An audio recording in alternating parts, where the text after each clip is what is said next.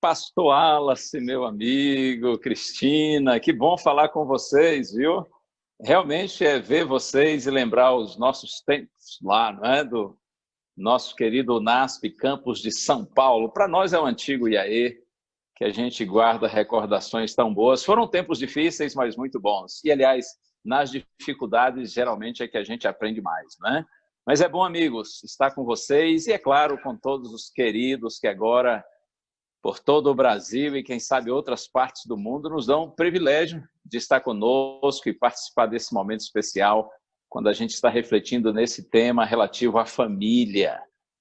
Você sabe que quando a gente toca nesse assunto de família, geralmente, assim, há um misto de emoções, né, que se despertam, porque a grande verdade é que a vida após o pecado se tornou muito complexa, inclusive os relacionamentos. Então eu percebo assim, quando a gente fala desse assunto de família, por exemplo, em muitos solteiros, os olhos brilham, há uma expectativa bonita para o futuro, mas há outros solteiros que nessa hora sentem receio, resistência. Por quê? Tudo depende da sua história familiar, né? Do seu histórico familiar, de como está sendo ou como foi, talvez, a relação dos pais.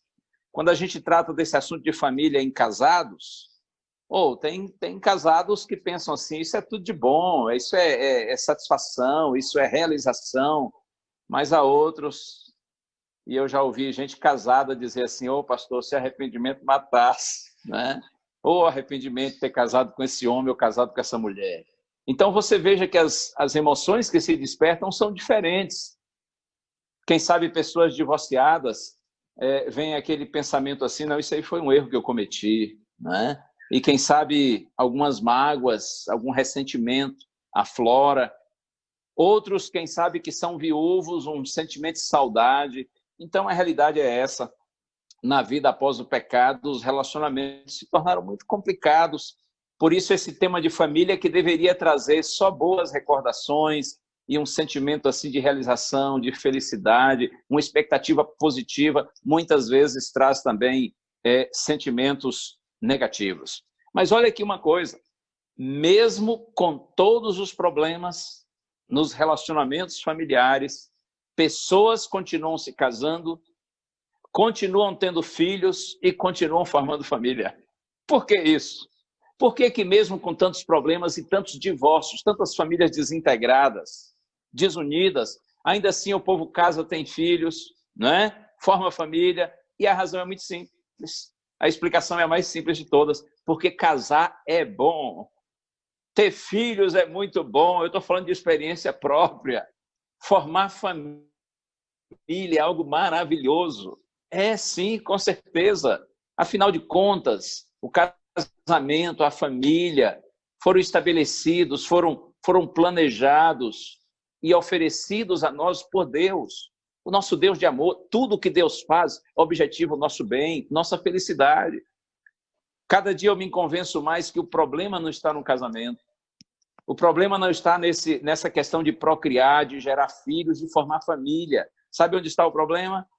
O problema está com a nossa natureza, que após o pecado tornou-se essencialmente egoísta.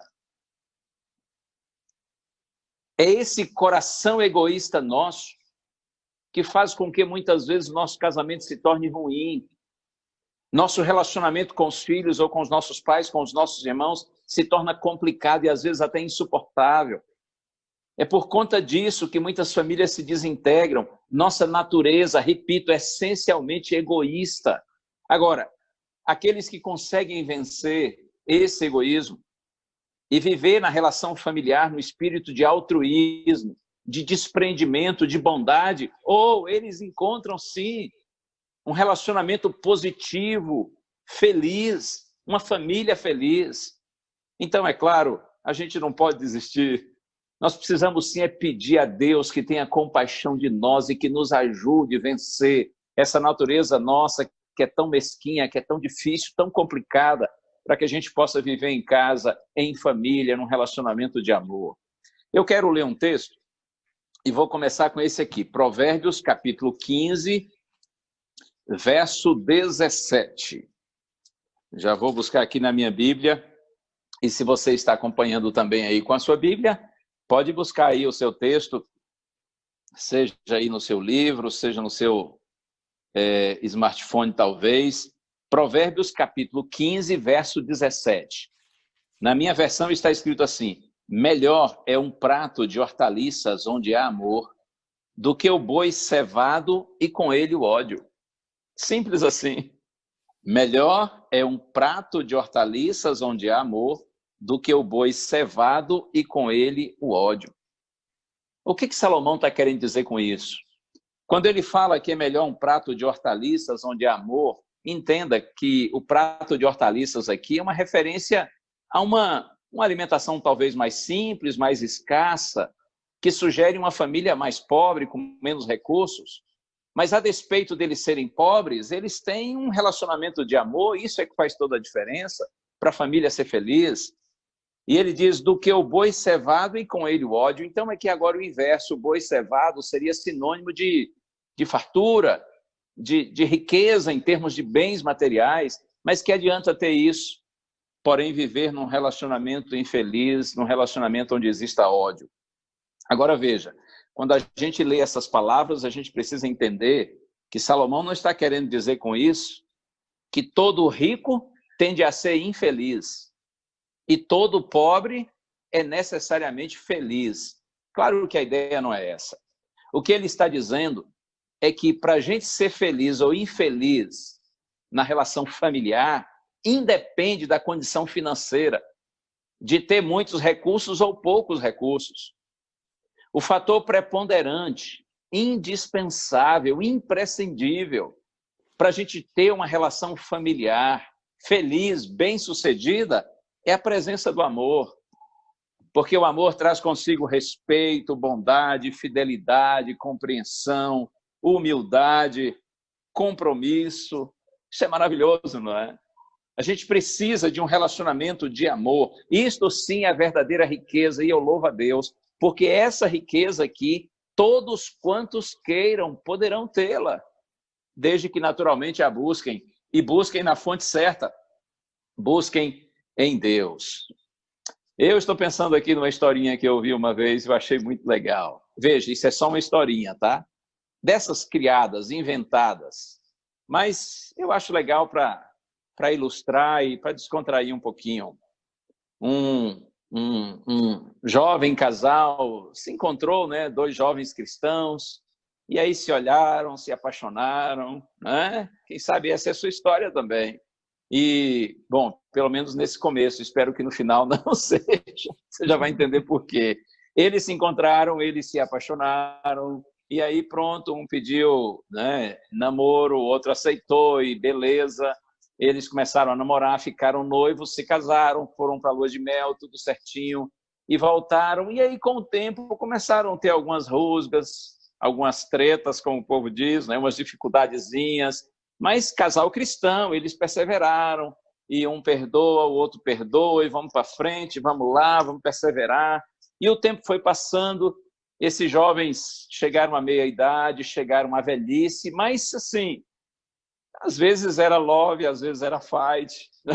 Você sabe que a vida conjugal é assim, não é? Na minha casa não é diferente, eu imagino que na sua também não. Mas tomara que haja mais amor do que luta, né?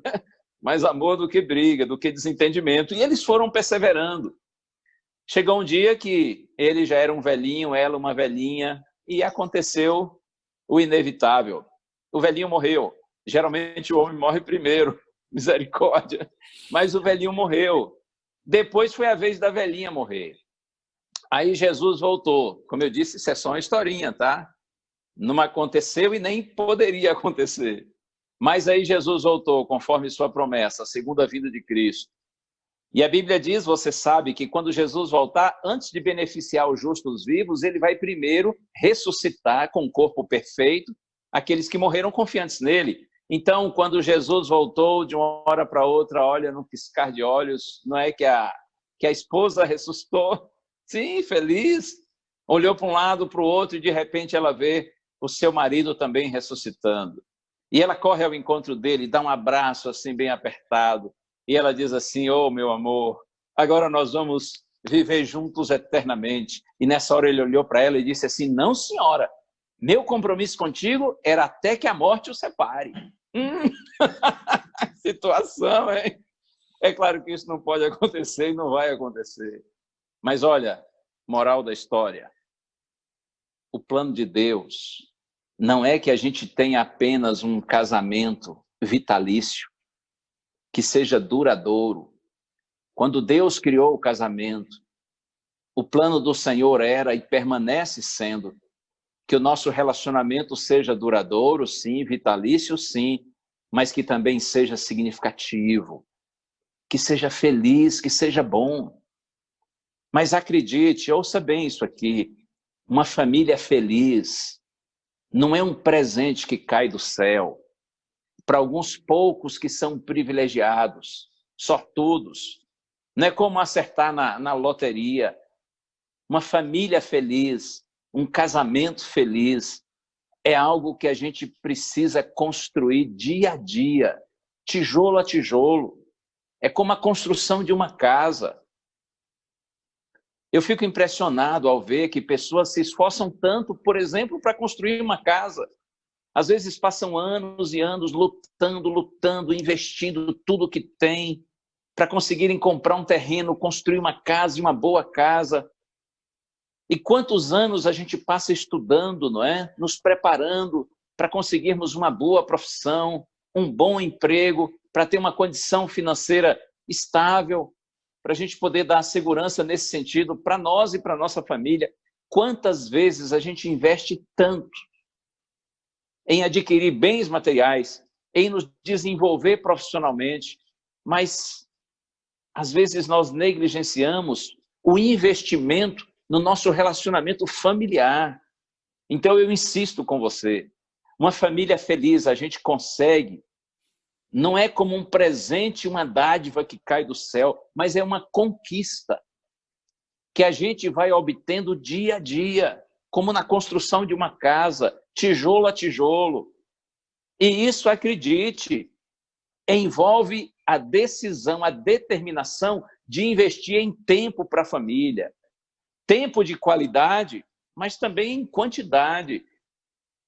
Isso envolve, muitas vezes, renúncia, perseverança, sacrifício. E olha, vale a pena. Se vale a pena construir uma boa casa, se vale a pena ter um bom emprego, maior ainda é o valor de ter uma família feliz. Eu conheço gente que nem tem boa casa, que nem tem bom emprego, mas ainda assim é gente feliz, porque tem dentro de casa paz, harmonia, tranquilidade, segurança, compreensão. Mas lembre-se disso, Deus não quer apenas que você se case e que seja até a morte da sua mulher ou do seu marido. Deus quer que você e eu, nós todos, vivamos nosso relacionamento conjugal e familiar, sim, como um compromisso até o fim de nossa vida, mas que esse relacionamento, como disse, seja significativo, seja feliz, seja para o nosso bem. E é claro que eu não posso deixar de dizer para você que até já mencionei de maneira mais suave esse ponto, mas agora quero insistir um pouco mais. Para a gente ter um casamento e uma família feliz, a gente precisa da presença de Deus em nosso lar. Mas é claro, primeiramente a presença de Deus em nosso próprio coração, em nossa própria vida. Imagine só uma família onde todas as pessoas, pai, mãe e filhos, são convertidos ao Senhor. Imagine uma família assim, onde cônjuges e filhos já experimentaram e têm experimentado dia a dia o novo nascimento, a conversão, a transformação do caráter pela presença do Espírito Santo na vida de cada um deles. Imagine como deve ser uma família assim. Eles vão ter problemas? Claro que continuarão tendo problemas, porque apesar de convertidos, são seres humanos. Mas certamente a presença do Espírito Santo na vida do pai, da mãe, dos filhos, vai ser um fator preponderante para que eles superem suas diferenças, para que eles vençam as dificuldades e tenham realmente uma família feliz e harmoniosa. Por isso eu quero insistir com você, você que é pai, você que é mãe, você que também é filho, você que é irmão, invistam todos juntos na busca de Deus, na vida de cada um de vocês e na família de vocês. Por isso, é claro, eu não posso deixar de falar do altar da família, onde a família se reúne para buscar a Deus junta ali, unida. Eu estou falando do culto familiar. Eu me lembro quando me tornei adventista, eu tinha uns 10 anos de idade. E na igreja se insistia para a gente ter culto familiar todos os dias, 2 vezes por dia. E em nossa casa nós começamos a ter algo tão diferente, tão especial. Todos os dias, no começo do dia e no finalzinho do dia, às vezes já de noite. Mas a gente tinha o culto em família 2 vezes por dia, que bênção! Eu sei que os tempos mudaram, a vida se tornou muito mais corrida. Eu penso que famílias cristãs hoje que conseguem fazer o culto com todos os membros da família reunidos 2 vezes por dia são verdadeiros heróis. Mas eu quero instar com você no sentido de que pelo menos 1 vez por dia reúna a sua família para adorar a Deus. E se não der para ser muito tempo, que seja curtinho esse encontro.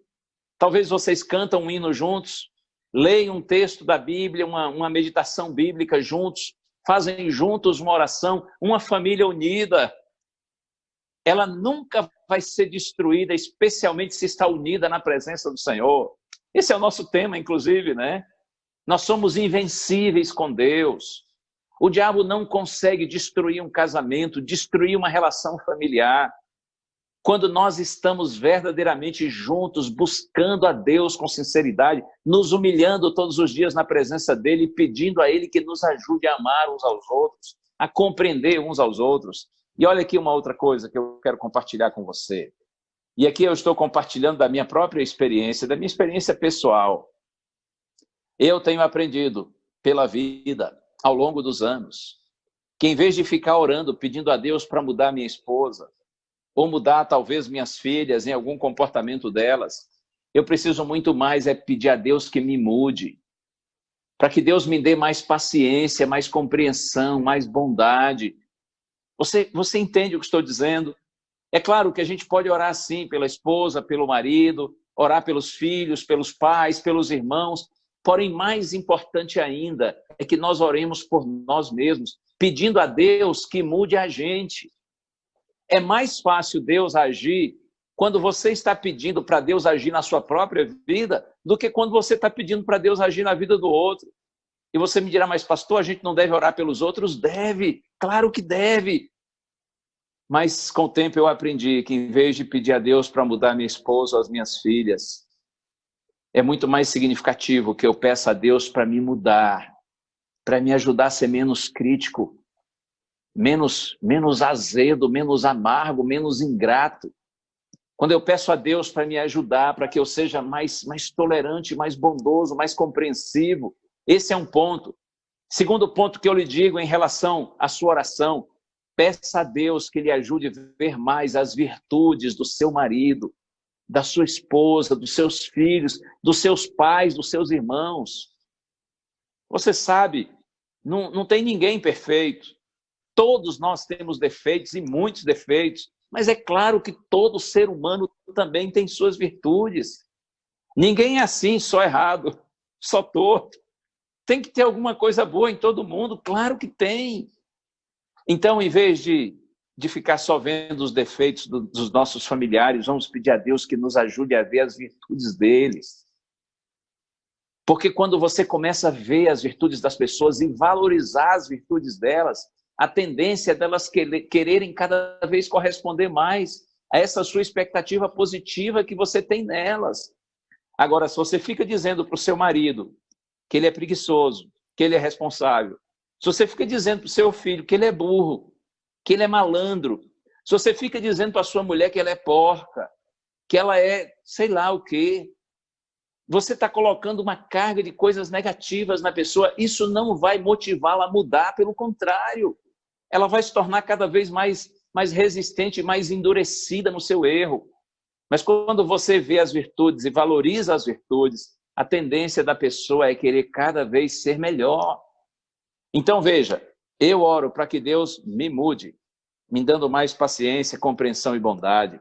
Eu oro para que Deus me ajude a ver mais as virtudes e valorizar as virtudes dos que convivem comigo. E terceiro aspecto, é importante que você e eu, nós todos oremos, pedindo a Deus que nos ajude a não desistirmos da nossa família, por mais que nós tenhamos dificuldades. Como já lhe disse, todos temos dificuldades. A diferença é a maneira como uns lidam com as dificuldades e outros lidam de outra forma. Lide com as dificuldades de forma positiva e peça a Deus que lhe ajude a não desistir da sua família, não desistir do seu casamento.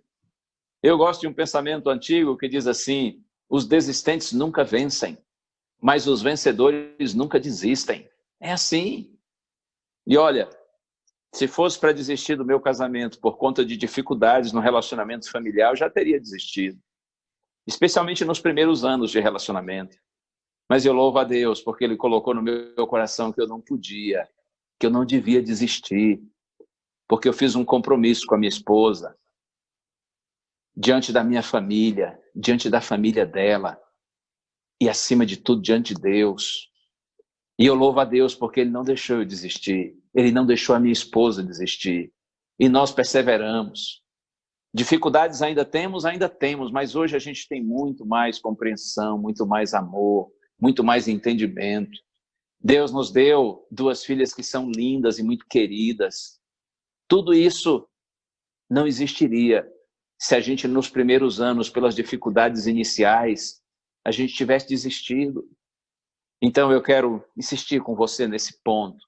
Vamos buscar mais a Deus em nossa casa, tanto em nossas orações particulares, pessoais, mas junto com a nossa família, fazendo o culto todos os dias, buscando a presença do Senhor. E queridos pais, consagrem seus filhos a Deus, consagrem seus filhos a Deus.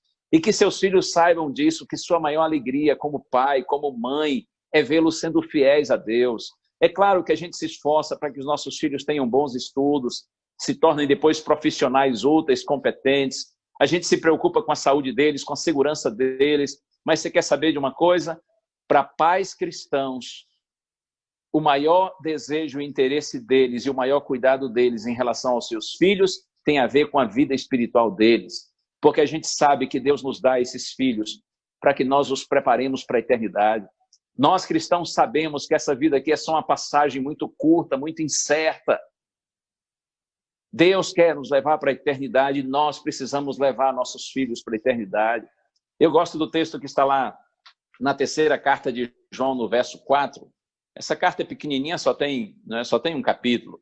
Então, é a 3ª carta de João, verso 4, João diz assim: não tenho maior alegria do que esta, a de ouvir que meus filhos andam na verdade. Eu acho tão bonito isso. Não tenho maior alegria do que esta, a de ouvir que meus filhos andam na verdade. É claro que João aqui está se referindo a filhos espirituais. Pessoas que se converteram ao Evangelho, a Jesus Cristo, por meio da pregação dele e do exemplo dele. Mas serve para a gente também, em relação aos nossos filhos, assim, literalmente. Nós, pais, não temos maior alegria do que esta, de ouvir, de saber que nossos filhos andam na verdade, que nossos filhos andam com Cristo, que eles são fiéis a Deus. E eu digo, faça com que seus filhos saibam disso, que eles saibam que essa é a sua maior alegria. E se porventura algum deles se desviar do caminho, que eles saibam que essa também é a sua maior tristeza na vida, o fato deles estarem longe de Deus. Porque o nosso objetivo maior como pais cristãos, no que diz respeito à nossa missão na paternidade, na maternidade, é salvar os nossos filhos e levá-los para a presença do Senhor.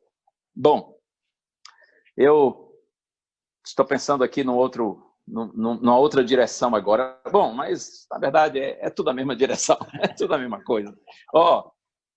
Lembra do Sermão do Monte? No Evangelho de Mateus está nos capítulos 5 a 7. Se você for olhar lá no Sermão do Monte, no finalzinho do capítulo 7, Mateus diz que quando Jesus terminou de fazer aquele sermão fabuloso, o povo estava encantado, as multidões estavam maravilhadas com seus ensinos. E é evidente que Jesus percebeu isso. Jesus percebeu que o povo estava assim extasiado diante da profundidade do seu raciocínio, da beleza de suas palavras. E eu acho tão interessante como Jesus inteligentemente termina o Sermão do Monte. Ele diz assim, gente, quem ouve minhas palavras, mas não pratica, é um homem insensato, que constrói uma casa sobre areia. Quando vem chuva, quando vem tormenta, essa casa cai, essa casa é destruída porque foi construída sobre areia. Assim, disse Jesus, é todo o que ouve minhas palavras e não pratica. É como se ele estivesse dizendo assim, tá bem, tá legal vocês estarem aí todos ouvindo, encantados com a mensagem, tá tudo ok, mas se vocês não colocarem essa mensagem em prática, não vai adiantar nada. Na verdade, vocês vão estar rejeitando a mensagem, ainda que vocês a apreciem agora, se vocês não praticarem. Mas, e essa é a melhor parte, Jesus disse assim, aquele que ouve as minhas palavras e as pratica, é um homem prudente, que está construindo sua casa sobre a rocha. E Jesus disse assim, quando vier uma chuva forte, quando os rios transbordarem e os ventos forem impetuosos, essa casa, disse Jesus, não cai. Com isso, Jesus está fazendo uma promessa, ele está dizendo assim, se você ouvir minhas palavras e colocá-las em prática, se você procurar viver os conselhos que você tem ouvido em relação à maneira como você deve viver em família, conselhos que vêm da própria palavra do Senhor, se você colocar esses conselhos em prática, Jesus diz assim, quando vierem as dificuldades para a sua família, eu vou sustentar a sua casa, eu vou amparar vocês, eu não vou deixar que a família de vocês se desintegre, se vocês forem ouvintes e praticantes da minha palavra. É assim mesmo. Nós somos invencíveis com Deus. Quando nossa casa está construída sobre a rocha, quando a gente verdadeiramente ouve a palavra de Deus e pratica a palavra de Deus, a bênção de Deus está sobre a nossa família, sobre a nossa casa. E o diabo pode soprar quantos ventos ele quiser. Ele não vai conseguir nos vencer, porque a bênção de Deus é maior do que toda a oposição do mal. Oh, glória a Deus! Louvado seja o nome do Senhor. Pratique, viva o Evangelho. Esses conselhos bons que você ouve em encontro de casais, esses conselhos bons que você ouve em sermões na igreja, esses bons conselhos e orientações que você encontra na Bíblia, a palavra de Deus no Espírito de profecia, procure viver, procure praticar, e você vai ver que o Senhor vai ser fiel em cumprir sua promessa, e Ele não vai deixar o diabo derrubar a sua casa. Uma experiência pessoal, eu era menino, eu tinha nessa época, uns 9 anos de idade. Nós éramos católicos assim, mas não praticantes. Só que a minha mãe, há algumas semanas, estava frequentando uma igreja evangélica. E a minha mãe, nessa época, foi se submeter a uma cirurgia.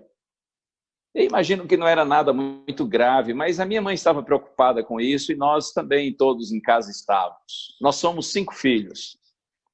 E eu me lembro que minha mãe foi para o hospital, se internou, e no dia seguinte, meu pai disse, olha, a mãe de vocês quer que eu leve vocês lá para ela conversar com vocês. E aí nós fomos, os 5 filhos.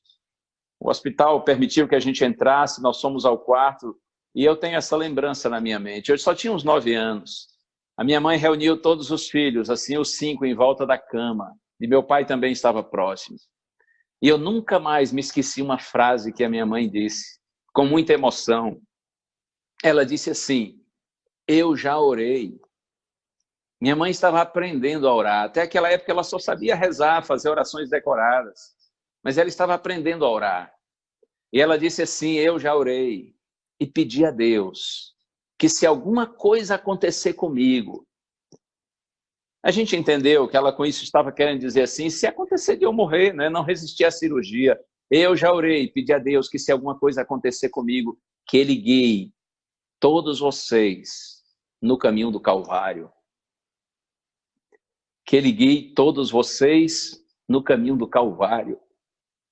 Eu nem sabia o que era o Calvário, mas eu tinha uma noção de que aquilo tinha a ver com Deus, com Jesus. E aquela frase ficou guardada na minha mente até hoje. Eu já orei e pedi a Deus que se alguma coisa acontecer comigo, que Ele guie os meus filhos, que Ele guie vocês no caminho do Calvário. Como é lindo quando nós, pais, oramos pelos nossos filhos e nós deixamos claro aos nossos filhos que o que nós mais desejamos é que eles sejam fiéis ao Senhor. A minha mãe, na sua simplicidade, colocou essas palavras na sua oração e Deus atendeu a oração da minha mãe. E Deus tem guiado todos os seus filhos na direção do Calvário. Hoje, tudo o que eu mais quero na minha vida é viver para a glória de Deus e anunciar o Calvário, anunciar Jesus e a salvação que há em Jesus Cristo. Por isso é que eu insisto com você, busque a Deus na sua família. Ore pelos seus filhos, ore por você mesmo, ore pelo seu cônjuge. Orem, filhos, pelos pais, pelos irmãos, e vamos colocar nossa família nas mãos de Deus, porque com Deus nós somos invencíveis. Acredite, ao pé da cruz, nossas diferenças, elas são compreendidas e superadas. Ao pé da cruz, nossas inclinações inferiores para o mal, elas são dominadas e são substituídas. Ao pé da cruz, o orgulho é vencido, o egoísmo é quebrado. Porque ao pé da cruz de Cristo nascem perdão, compreensão, bondade, fidelidade, maturidade, compromisso. Ao pé da cruz do Senhor Jesus Cristo nasce amor, e que esse verdadeiro amor de Cristo esteja no coração de vocês. Bom, eu quero terminar lendo um texto aqui do Salmo. Eu vou agora aqui ao Salmo 115. Na verdade, é uma linda bênção de Deus para você e para a sua família. Salmo 115, versos 14 e 15. Está escrito assim: O Senhor vos aumente bênçãos mais e mais, sobre vós e sobre vossos filhos. Sede benditos do Senhor, que fez os céus e a terra. O Senhor vos aumente bênçãos mais e mais, que o Senhor multiplique bênçãos na vida de vocês, todas as bênçãos necessárias, mas em especial a bênção da salvação, a bênção da harmonia, a bênção da alegria, a bênção da esperança. Permaneça firme no Senhor, confia no Senhor de todo o seu coração, não desista do Senhor, e você verá que com a bênção do Senhor a gente vence a todos os obstáculos que aparecem em nossa frente, porque em Deus nós somos invencíveis. Posso fazer uma oração com você agora? E se você está aí, talvez até junto com sua família, podem ficar todos aí juntinhos e vamos orar a Deus, tá bem? Busque a Deus comigo. Pai querido, ó Deus, nessa hora eu te peço, Senhor, mesmo sem ter nenhum merecimento, mas pelos méritos do nosso querido Salvador Jesus, que Tu abençoe, Senhor, todos que participam dessa oração, aqueles que porventura estejam felizes, realizados no relacionamento familiar, ó Deus, conserve-os assim, Senhor, para que eles permaneçam com essa alegria, com essa paz, com essa harmonia e esperança. Mas se tem alguém, certamente tem alguém, Senhor, que não está bem, seja na relação conjugal, seja com os filhos, com os pais, entre irmãos, seja como for, eu te peço, toca essa vida, Senhor, esse coração, transformando, Senhor, a tristeza em alegria, o desânimo em ânimo, em perseverança, em esperança. Abençoa, Senhor, esses teus filhinhos que estão em dificuldades, para que eles não desistam da família, e que o Senhor possa confortá-los e ajudá-los, para que a crise passe logo, e fique apenas a aprendizagem, o crescimento, o amadurecimento, mas que a família permaneça unida e feliz sob Tua bênção. Eu te peço, Pai, com gratidão e com louvor, no nome santo de Jesus. Amém. Amém. Deus continue abençoando você e sua casa.